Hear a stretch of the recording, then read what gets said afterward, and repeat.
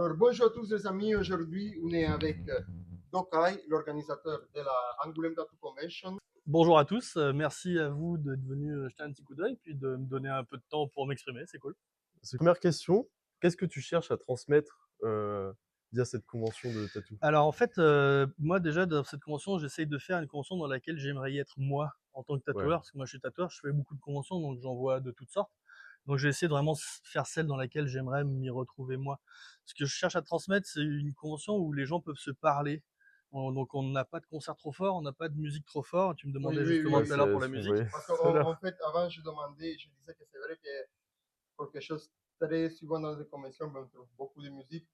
Et c'est vrai qu'au moment qu'on est rentré ici, ben, on a noté. On s'est dit que c'était Calme. très calme Ouais. par rapport à toutes les autres Mais conventions c'est qu'on un choix, fait. c'est un choix vraiment volontaire et décidé depuis la première année. Par exemple, les tatoueurs n'ont pas le droit d'avoir leur musique sur leur propre stand. Ok. Bon, je fais une petite exception culturelle pour les Polynésiens Hmm. parce que de toute façon ils peuvent pas s'en passer, donc Ouais, donc ils mettent mettent quand vraiment même, pas fort. Mais sinon, je veux que les tatoueurs puissent se parler entre eux. Je veux que les tatoueurs puissent parler avec leurs clients, que les clients puissent parler avec leurs tatoueurs sans qu'ils aient besoin de hurler. En fait, Ok. tout simplement, c'est la même raison pour laquelle je mets pas de stand avec des barrières entre chaque stand. Parce que Donc, ça, c'est un peu un open space. c'est ça, Ouais. exactement. Ça permet au tatoueur de passer d'un stand à l'autre, même d'aller jusqu'au bout de son allée parler avec un tatoueur, regarder ce que les autres font, de pouvoir échanger beaucoup plus C'est vrai que librement en fait que quand tu es enfermé dans un mode. C'est l'objectif, c'est la rencontre et la communication. Là. Dokai, ça fait combien de temps que tu organises cette convention? Alors Angoulême, c'est la 4e année, mais j'avais déjà fait 3 ans de Cognac, donc en fait en réalité ça fait 7 ans que Ok. j'organise des conventions. Et du coup, tu nous rappelles, ton magasin, il se trouve. Donc Magnétique Tattoo à Cognac, voilà, Ok. qui est ouvert depuis là 10 ans maintenant. Moi, ça fait 25 ans que je suis dans la profession. Et ton parcours dans le tatouage, du coup, c'est 25 ans? 25 ans dans la profession, ouais, c'est ça. 25 Exactement. ans. Par rapport à il y a 25 ans quand tu as commencé, c'est lesquelles les plus grosses différences ou les plus gros changements que tu as noté un peu dans le Oh, monde du tatouage? après, concrètement, je veux pas faire le vieux réac. Lui, et pour changer, ça c'est normal. Mais je sais pas, c'est difficile à dire. Je pense qu'avant, les clients faisaient plus confiance aussi à leurs tatoueurs, ils Oui. écoutaient plus que maintenant. Parce que les émissions de télé ont fait beaucoup de mal à la profession, c'est-à-dire Hmm. qu'ils ont donné la sensation aux gens qu'ils savaient des choses alors qu'en fait ils savent rien. Ouais. Et du coup, ils ont tendance à faire moins confiance maintenant aux tatoueurs pour les guider vers des choses intelligentes en fait. Ils veulent leur truc et ils ont plus de mal à en C'est vrai. démordre. Peut-être ça, c'est Oui. aussi quelque chose que ça importe aussi Internet, peut-être. Oui, c'est ça, Bien sûr. exactement. Et Pinterest, peut-être aussi le fait qu'il y a beaucoup plus de tatoueurs maintenant, parce que Oui, c'est plus oui, simple aussi de devenir absolument. tatoueur. Effectivement, il y a ce phénomène-là, vu qu'il y a de plus en plus de tatoueurs qui ne sont pas passés en fait par le chemin Oui, traditionnel tel qu'on l'a connu avant. apprentissage. Ils ont fait ça en autodidacte, comme on dit, et donc ils n'ont pas eu le conseil des anciens pour dire ah voilà attention, on C'est fait ça. ci, on fait ça, et donc du coup cette multiplication de tatoueurs a aussi permis à ce que le public ait moins d'informations finalement et s'habitue à ce moins d'informations. Toi, du coup, tu as fait un apprentissage traditionnel. Oui, c'est ça, dans un magasin. Moi, en fait, j'ai eu la chance de savoir très très jeune ce que je voulais faire de ma vie. En fait, à 15 ans, je savais déjà que je voulais faire ça. Mm. J'ai mis Ok. des années à chercher un apprentissage parce qu'à l'époque, t'imagines bien, ça se trouvait pas sous le sabot d'un Ouais, cheval. c'était. À l'époque, tu avais des boutiques, tu pouvais même pas rentrer, il fallait sonner. Et si ta tête revenait pas au tatoueur, il t'ouvrait Oui, même pas, en fait. Et la plupart des boutiques étaient simplement interdits aux mineurs, tout simplement. Donc, ça m'a pris du temps. Au début, tu n'allais pas comme un apprenti. Tu allais, Ouais. tu faisais tatouer un tatouage, C'est deux exactement ça. tatouages, trois tatouages, et après, C'était exactement ça. tu C'était la envisageais un manière de peu. rentrer dans le métier, c'était Clairement, ça. clairement, clairement, Exactement. Fallait clairement. d'abord être un client, ensuite tu dépannais, tu rendais des Mm. services, tu te rendais indispensable entre guillemets, et là après ils éprouvaient ta volonté, ta motivation. Et si tu étais prêt à faire encore donner de toi-même, à partir de là ils t'ouvraient la porte. Mais c'était un processus qui prenait du temps ouais, à l'époque. Mais du coup, tu sais tout, qu'est-ce que ça veut dire la création d'aiguilles, Oui, c'est ça. ultrasons et tout le. Exactement, c'est ça. Après, je vous cache pas que moi j'ai travaillé avec des coils pendant des années, Ouais. mais j'ai jamais été un très aficionados de la technique de tout ça, donc Oui. j'ai jamais appris à gérer des coils, à régler des coils par exemple, tu Ok. vois. J'ai toujours bossé dans des magasins où j'avais des collègues qui adoraient faire ça, Ouais, Ouais, donc du coup, il te moi réglait. dès qu'elle tournait plus comme je voulais, je leur la donnais, bon, soudage Donner d'aiguille. Mais ça c'est parce que c'est pas dans mon dans ton ADN historique. d'aller gratouiller tout ça, Ok. tu vois. Du coup, aujourd'hui, tu es quoi un peu plus team pen et coil ou Alors, tu continues toujours à utiliser Alors, les en coils? fait, les coils, je peux plus les utiliser parce que je peux plus les tenir, en fait. Tout Ok. simplement, avec le temps, j'ai plein d'inflammations de toutes sortes et c'est trop lourd, tu vois. Mais pour les lignes, j'utilise encore des cartouches métal stérilisables standard avec des Ok. needle bars et de faisceaux normales. Et puis pour les remplissages, après, j'utilise des pennes Ouais, avec c'est des plus. cartouches parce que là, ça me dérange moins. Mais je trouve que les cartouches ont toujours un léger flottement qui est plus stable avec un needle bar classique et une buse métal classique. Parce Ouais. que c'est vrai qu'aujourd'hui, on se pose souvent la question, est-ce que c'était mieux? C'est pas compliqué, on dure pas dans une profession quelle qu'elle soit si on n'est pas capable de s'adapter aussi à cette profession-là. Tu vois. Ton Ouais. style de tatouage, et ton style qui est de préférence? Le plus? Moi, c'est traditionnel américain et traditionnel japonais. En fait, je suis vraiment tombé amoureux de ça quand j'étais à Montréal. Là, j'ai passé 5 ans à Montréal et avant d'aller là-bas, j'aimais pas ça du tout. Vraiment, ça me percutait pas. Et en fait, en Amérique du Nord, ils en portent vraiment beaucoup. Donc, à force de voir sur les gens, j'étais Ouais, t'as obligé commencé à kiffer. d'accepter que D'accepter ce type ça de... marchait, quoi. Vraiment, qu'il y avait un vrai impact avec ça. Et là-bas, j'ai commencé à en faire. Et puis après, je suis tombé dedans complètement. Et tu crois que c'est allé à Montréal, donc ça a changé ta façon de voir ce style? Non, Il y a non. aussi toi, Ouais, ouais. Dès le départ, de toute façon, j'ai jamais fait vraiment du trad-trad. Je me suis jamais embarrassé des codes. J'ai jamais respecté vraiment les Ouais, tu mets codes quand du même. traditionnel.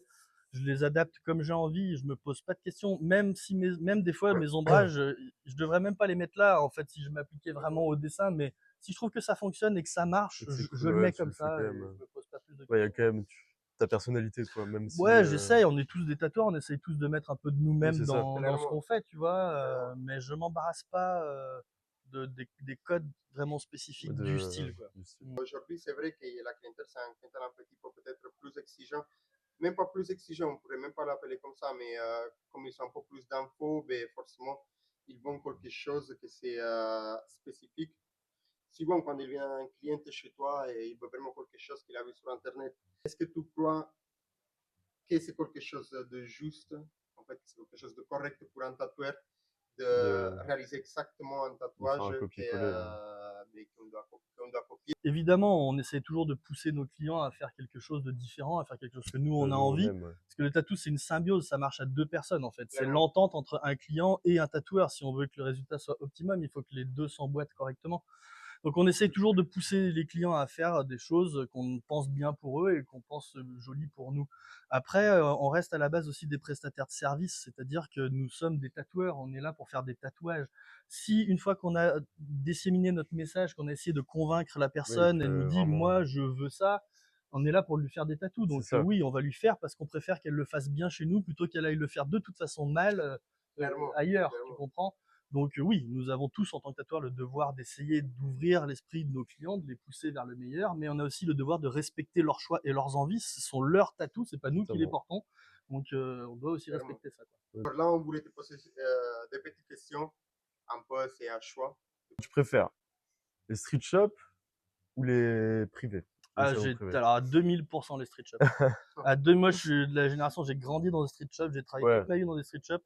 J'ai fait quelques passages dans des trucs privés, j'en suis parti direct pour ouais. retourner dans la rue où il y a tous les street shops, ou là où il y a tous les frics qui se croisent, tu vois, ou Ouais, voilà, ce où qui vous avez. t'intéresse plus, c'est Ouais, le walking, Il y a plus de ouais, l'effet contact avec les de. c'est clients, il y a plus ça, d'échanges. c'est ça. J'aime les street shops, je vous dis, où il y a des frics qui vont venir, où il y a des tatoueurs totalement improbables, avec des histoires de vie improbables, où il y a de la vie et de l'émulsion, tu vois. L'aspect shop privé, franchement, ça m'ennuie à moi. J'en reviens tout à l'heure à ce que je disais avec la symbiose. Un tatou, pour moi, ça fonctionne de la manière suivante.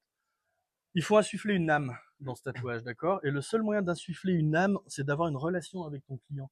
Et pour avoir une C'est vrai. relation, il faut se parler. Je veux dire, si tu lui, c'est pas une toile blanche en fait. Si tu lui fais 4 heures avec le casque et que tu lui parles pas, ton client, il va avoir un beau tatou. Mais en fait, c'est quoi Ouais, mais il l'expérience y que aura tu lui as rien, c'est vendue? ça.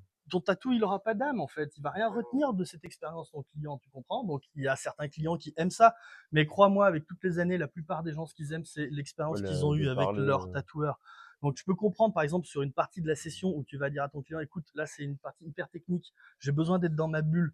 Ok, Ouais. tu mets ton casque 1 heure, mais ensuite tu enlèves ton casque et puis tu discutes avec ton client. C'est une vraie symbiose. Moi, je fonctionne comme ça maintenant. Si je peux pas insuffler d'âme dans le tatou, si ça matche pas avec le client, je préfère lui dire non par Clairement. respect pour lui en fait, parce que je sais que je ne donnerai pas le meilleur, je sais que j'insufflerai pas d'âme dans son tatou et qu'il en tirera pas une bonne expérience en fait. Aujourd'hui, j'ai une chance incroyable de pouvoir faire ça, c'est un vrai privilège de pouvoir faire ça. Parce que j'ai le magasin, parce que j'ai ma femme aussi Oui. qui tatoue, et justement, on peut Réputation renvoyer déjà. ses autres clients vers un autre tatoueur Oui. du magasin. Tu vois, c'est un privilège, je le répète encore, de Clairement. pouvoir choisir et de si je vais pouvoir insuffler cette âme ou pas, quoi. T'en penses quoi des liens dans le monde du tatouage? Ou alors ça, c'est un sujet extrêmement épineux, Compliqué. compliqué. Pour ma part, je suis pas réfractaire à ça, parce que c'est un outil que, premièrement, il est là. il va jamais disparaître, Clairement. de toute Ouais, façon. Lutter contre ça, c'est comme être Don Quichotte, c'est exactement la même chose. Il faut savoir que le combat que les artistes aujourd'hui mènent contre l'IA, il a déjà été mené au 19e siècle par les artistes contre l'appareil photo quand il est apparu. Le même combat avec les mêmes arguments, ça va faire disparaître les artistes et patati et patata. Et donc, si tu veux, ça a juste fait créer un nouveau courant artistique, la photographie. Les artistes n'ont pas disparu, tu vois. Donc, l'IA, aujourd'hui, je pense que ça va faire pareil. Ça va jamais faire disparaître les artistes. Ça va créer des nouveaux courants artistiques. Certains l'utiliseront intelligemment, d'autres moins. Moi, Pas du tout. Tout simplement. Moi, je pense qu'en réalité, et ça, je vais me faire beaucoup d'ennemis en disant ça, je pense que le fond est toujours le même. Là où le bas blesse, c'est l'argent. À partir du moment où demain, il y aura une SACEM de l'IA, c'est-à-dire que tous les artistes dont l'IA prend les œuvres seront rémunérés, bizarrement, il y en aura 80% qui n'auront plus aucun problème avec l'IA. Ouais. Attends, je vais terminer sur. En fait, ça, c'est une sensibilité qui est très personnelle à chacun. Et la vérité, c'est que c'est à chacun d'utiliser cet outil avec raison et intelligence. Oui. Il faut bien se dire la chose suivante. De toute façon, c'est pour ça que je disais, c'est un outil qui doit s'utiliser avec chacun sa raison donnée, clairement. mais on n'empêchera jamais les idiots de vivre, en fait. C'est vrai. Ah, ça, Ça, c'est Voilà, clair. tout simplement. Ça, c'est clair. c'est assez clair, mais c'est vrai que souvent, tu vois, nous sommes arrivés dans le shop, il y a des personnes qui viennent avec un dessin Bien sûr, Ouais. très bon, bien sûr. De l'IA mais directement. je sais pas. Ouais, t'arrives pas à En savoir fait, si c'est sorti de l'IA. non, au contraire, en fait, je crois que quand tu es un artiste Ouais, et tu t'arrives vois un à. dessin fait de l'IA, il y a comme une sensation que Ouais, ce tu dessin, le reconnais. il y a Ouais, quelque ouais. chose qui Tu le sais. simplement, c'est bizarre, mais c'est Alors vrai après, tu sais, qu'il y il a une faut, âme pour dans moi, chaque dessin. pour moi, derrière, il y a une question qui est assez fondamentale aussi, c'est au final, qu'est-ce qui fait l'art? Est-ce que c'est celui qui l'a pensé ou est-ce que c'est celui qui l'a fait? Parce que si c'est celui qui l'a fait, il faut retirer 80% des tableaux et des sculptures des Clairement. musées parce qu'ils n'ont pas été faits par les maîtres qui les ont signés. Mm. Tu vois ce que je veux dire? Donc au final, qu'est-ce qui est l'art? Est-ce que c'est l'action de penser quelque chose et de générer une idée ou est-ce que c'est simplement de la produire? Il y a cette question de fond en fait, et c'est là où C'est le vrai. débat diverge grandement. Parce que comme je te dis, si on considère que c'est penser et créer l'œuvre, retirons 70% de toutes les œuvres Ouais. de tous les musées de la Clairement. planète.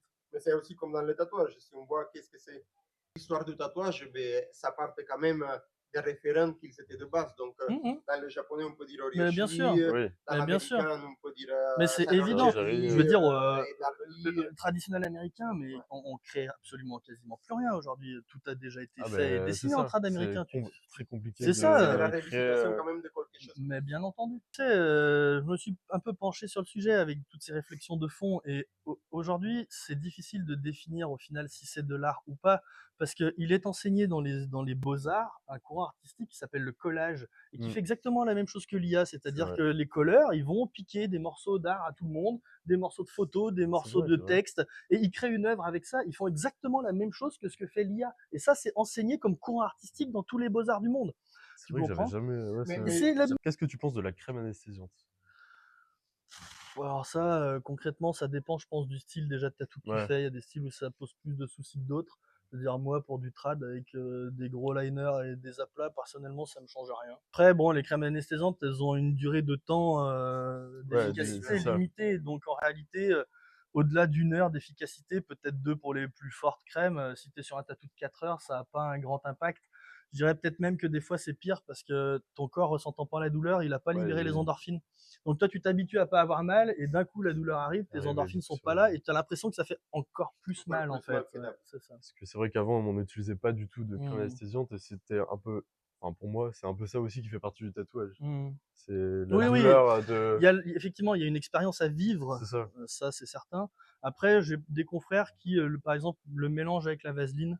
Mm. Et comme ça, au fur et à mesure du tatou, ils en mettent un peu et donc ça anesthésie pas totalement, mais ça soulage Ça en fait soulage la un peu douleur.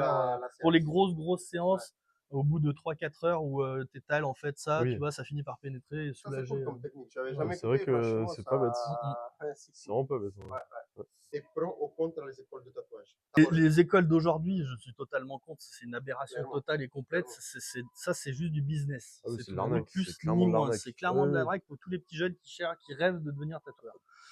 Alors, peut-être que là-dedans, il y en a certaines qui sont un peu mieux que d'autres. Il y a toujours des exceptions qui confirment la règle, attention, mais dans la grande majorité, je pense que c'est des arnaques. oui. Après, je n'ai jamais été pour des écoles à proprement parler, parce que déjà, s'il avait fallu passer par une école, je n'aurais jamais été là. Ouais. Parce que moi, l'école, c'était pas mon truc. Si Je j'avais pense dû que passer tous, par un cadre comme ça, j'aurais jamais fait ça. Je vais même aller bien plus loin que ça. Le fond de ma pensée profonde, c'est que 100% des métiers devrait passer par un apprentissage. Clairement. Parce que en fait, je veux dire, l'humanité a fonctionné avec des apprentissages pendant des siècles. Ouais. Et que ça, qu'est-ce que ça a donné? Ça a donné des gens qui se sont révélés transcendentalement, qui ont créé des chefs-d'œuvre, qui ont dépassé leur maître, qui ont été plus loin et qui ont créé de l'excellence, en fait. Tu comprends? Et ça, c'est l'apprentissage qui te permet de faire ça. Parce que un apprentissage, c'est quelque chose que tu choisis et que tu sais ou pas si tu vas être doué là-dedans. Je te donne un exemple. Il y a des gens qui, par exemple, seraient faits pour être chirurgiens parce qu'ils ont du sang-froid, parce qu'ils ont la main sûre, parce qu'ils sont passionnés pour ça et qui deviendraient probablement des chirurgiens 1 milliard de fois mieux que des mecs qui ont fait ça Qui ont pour fait, l'argent et pour avoir des Bentley.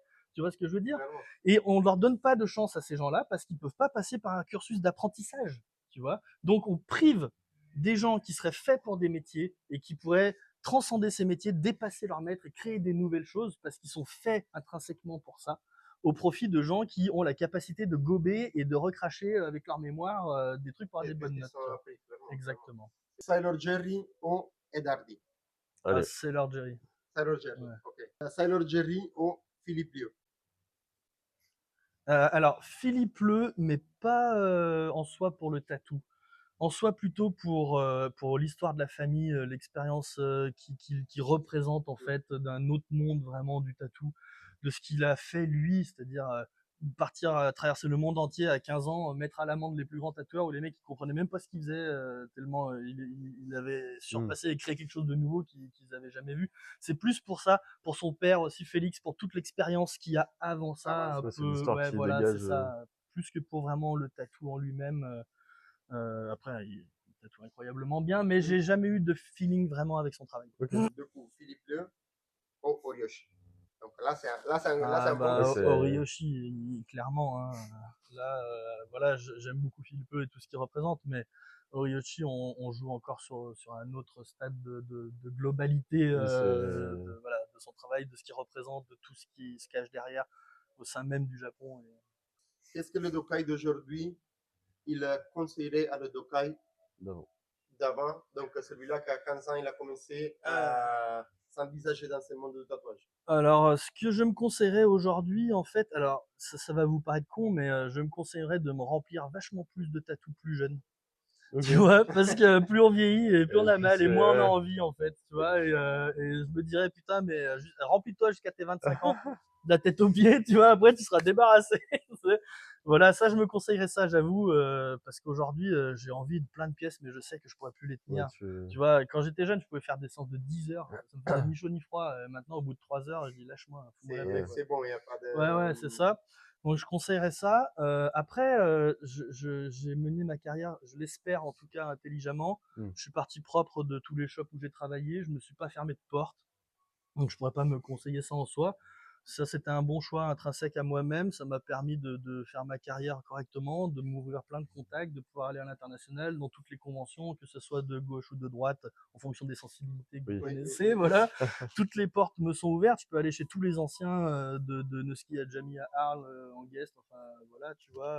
Voilà, ça pour ça, je pense que je fais intelligemment. Je me conseillerais pas ça. Non, à part le fait de plus me faire tatouer, si peut-être de faire un peu moins confiance à certaines personnes. C'est ça, je me conseillerais de peut-être former un peu moins de monde Ok. aussi. Et puis d'anticiper un peu plus la structure de notre métier. Ok. Tu vois, de la laisser moins partir à la dérive comme ça Ouais. maintenant. Chercher un peu plus Ouais. contenir le tout. Ouais, c'est ça. Alors j'ai fait plein de choses hein, à mon humble échelle. Hein, j'ai essayé de faire plein de choses. J'ai parlé aux protagonistes de notre profession qui décident entre guillemets de tout ça. Les lignes, elles ont du mal à bouger, parce que chacun essaie de garder un peu ça dans son camp. Je trouve ça dommage, parce qu'on aurait pu structurer notre profession intelligemment, on aurait pu faire des choses qui vont éviter les dérives futures qui vont arriver, c'est-à-dire des encadrements par l'État complètement absurdes et compagnie. Il y avait plein de solutions. Je pense qu'on avait les possibilités de devenir un ordre, comme l'ordre des médecins ou l'ordre des avocats, qui nous donnait une main mise là-dessus, sur comment on voulait gérer la profession, comment on voulait former et comment on voulait gérer tout ça.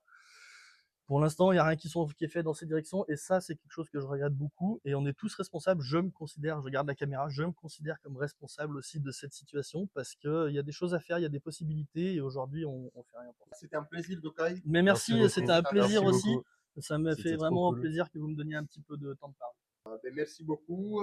Merci à tous. Merci à Moi, je tous. suis Ilka Chas, Moi, Turtle Hick, on est le Peacock Garden. Peacock Garden, et on est avec Dokai. Donc, si vous voulez, vous pouvez le suivre dans ses réseaux. On va vous mettre le link directement à notre page. Merci à vous. Merci beaucoup. Salut. Salut.